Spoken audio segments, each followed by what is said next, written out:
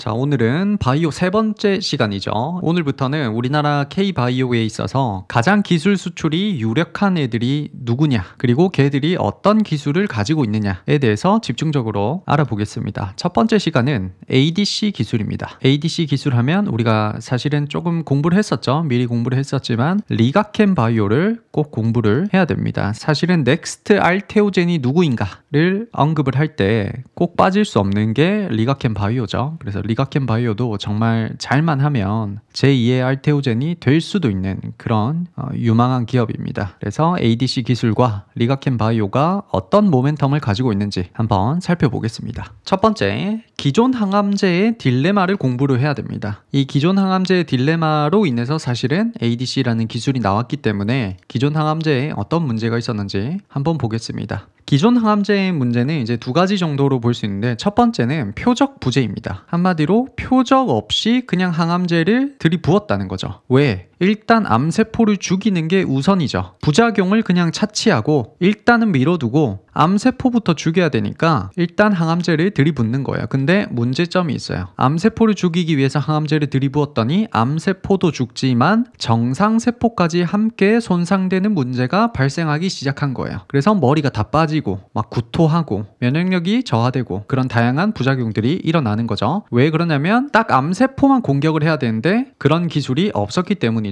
그리고 이제 내성에서도 문제가 생기기 시작합니다. 이제 항암 치료는 딱 한 번만 받는 게 아니고 계속 지속적으로 받는 과정에서 내성을 획득하게 돼요. 내성을 획득하게 되면 점점 더 강한 독성을 유지를 해야 되죠. 안 그러면 효과성이 없잖아요. 근데 더 강한 항암제를 쓰기 위해서는 아까 말했던 이 표적 부재의 부작용이 더 심각해지는 거예요. 그래서 정리를 하자면 기존 항암제는 내성을 막기 위해 독성을 높이자니 정상세포 손상이 너무나 커지고, 정상세포 손상을 줄이기 위해서 독성을 낮추자니 내성 때문에 효과가 떨어지는 근본적인 딜레마를 갖게 된 거예요. 이러한 문제점을 해결하기 위해서 나온 기술이 바로 뭐다? ADC라는 기술입니다. 그래서 여기 오른쪽 왼쪽을 제가 나눠놨는데, 오른쪽은 사실 볼 건 없고 왼쪽만 보시면 돼요. 기존 항암제와 ADC 항암제가 어떻게 다른지가 표로 나와 있죠. 기존 항암제는 전신에 작용을 하기 때문에, 그러니까 표적이 없죠. 표적이 없이 전신에 작용을 하기 때문에 암세포와 정상세포를 모두 손상시킵니다. 그리고 치료 효과는 당연히 암세포가 사멸이 되겠죠. 하지만 부작용으로 정상세포 손상으로 부작용이 너무너무 심해지더라. 근데 ADC 항암제는 암세포에만 선택적으로 약물을 전달하는 기술이기 때문에 치료 효과가 암세포에만 약물을 농축하여 적은 용량으로도 효과를 볼 수가 있고, 그래서 암세포에만 작용하기 때문에 전신에 따른 부작용이 작다라는 게 장점이겠죠. 이런 차이가 있더라. 그래서 이제 본격적으로 ADC로 한번 넘어가 보겠습니다. ADC라는 건 항체와 약물의 접합체다라는 거예요. 그냥 아주 쉽게 말을 하자면 항체랑 약이랑 합쳐놨습니다 라는 거예요.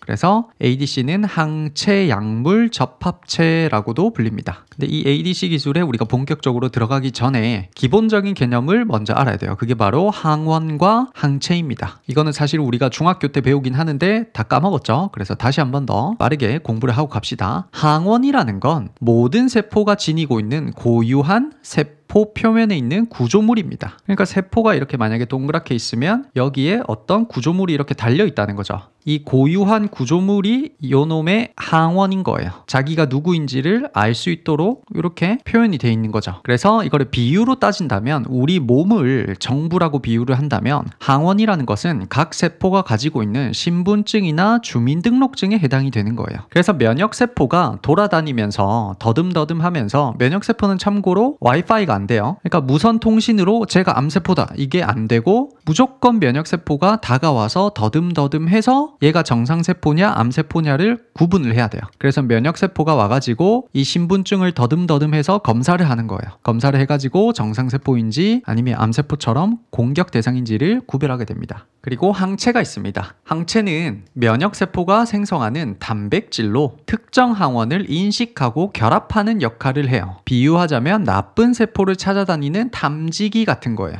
특수부대 같은 거죠. 예를 들어서 암세포의 항원이 뭐였죠? 각 세포가 가지고 있는 신분증, 주민등록증에 해당한다고 했죠. 그러면 암세포의 항원이 만약에 세모라는 모양으로 가지고 있다면 이 면역세포는 세모 모양에만 결합하는 일종의 팔을 가지고 있는 거예요. 세모 모양으로 딱 결합이 되게. 그러면 이 세모 모양에만 결합되는 항체팔을 가지고 다니다가 몸속을 이렇게 더듬더듬 하다가 이 세모 모양이랑 딱 결합이 된다면 얘는 누구라는 거예요?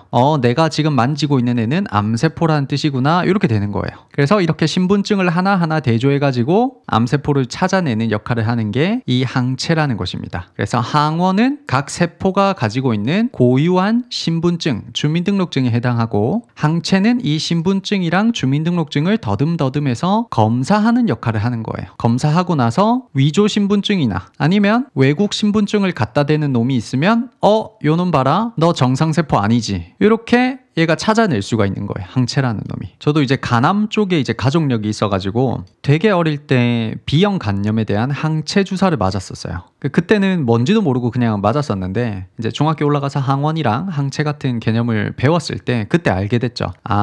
내 몸에 간암을 크게 할 수 있는 그 나쁜 세포를 찾아다니는 항체를 내 몸에 주입을 한 거구나. 그러면 좋은 거네. 요렇게 이제 중학교 때 이해를 하게 된 거죠. 그래서 밑에 보면 그림이 하나 있죠. 왼쪽은 홍역 바이러스고 오른쪽은 수두 바이러스예요. 그래서 항체는 일반적으로 이렇게 Y자 모양으로 생겼어요. Y자 모양으로 생겼는데 이 홍역 바이러스에 대한 항체 모양이 딱 지금 홍역 바이러스의 항원이랑 맞아 떨어지죠. 그러다 보니까 이 Y자 모양의 팔이 더듬더듬 하면서 딱 맞아 떨어졌을 때 너 홍역 바이러스구나, 이렇게 찾아낼 수가 있는 거예요. 근데 오른쪽에 수두 바이러스는 어때요? 이 항체 모양이랑 잘 어울리지가 않죠. 그러다 보니까 요 놈의 항체만 가지고는 이 수두 바이러스를 찾아낼 수가 없는 거예요. 찾아낼 수가 없으니 얘를 죽이고 싶어도 이 바이러스를 죽일 수가 없겠죠. 이 수두 바이러스를. 그래서 각 바이러스나 각 암세포에 대한 항체를 가지고 있지 않으면 애초에 대응조차 할 수가 없는 거예요. 그래서 내가 치료하고자 하는 어떤 나쁜 세포에 대한 항체를 가지고 있는 게 되게 중요하다라는 거죠. 그래서 이 위에는 영어로 써 있는데 번역을 했죠. 밑에 홍역 바이러스 항체는 수두 바이러스를 담지하지를 못한다라고 되어 있어요. 그래서 지금까지 항원이 뭐냐, 항체가 뭐냐를 배웠어요. 이제 본격적으로 ADC로 들어가 봅시다. ADC는 항체와 약물을 합쳐놓은 접합체, 복합체이며 암세포를 정확히 표적화하여 약물을 전달하도록 설계된 차세대 정밀항암 플랫폼이에요.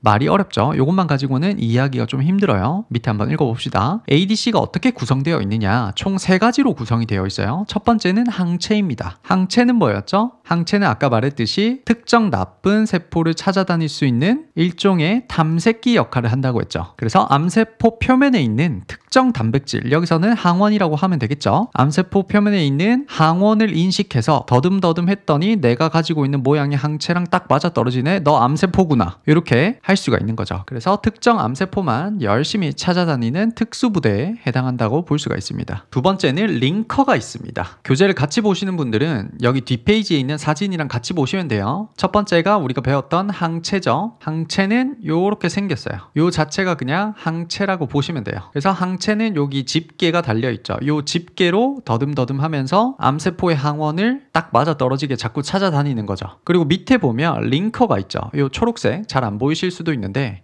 초록 색깔 막대기가 지금 연결돼 있어요. 항체랑. 요게 링커입니다. 연결체라는 거죠. 그리고 여기 별표가 있죠. 파란 색깔 별표는 페이로드라고 해서 약을 달고 다니는 거예요. 그래서 이 집게로 더듬더듬해서 암세포를 찾은 다음에 암세포 속으로 이 항체가 침투해서 링커를 딱 끊어버려요. 끊어버리면 이 약이 암세포 안에 수류탄 떨어지듯이 떨어지겠죠. 그 상태로 이 약이 암세포 안에서 탁 터지면 그 암세포가 사멸되겠죠. ADC는 그런 전략을 쓰고 있는 거예요. 그래서 다시 올라가 보면 링커는 항체와 약물을 연결해주는 운반용 연결고리예요.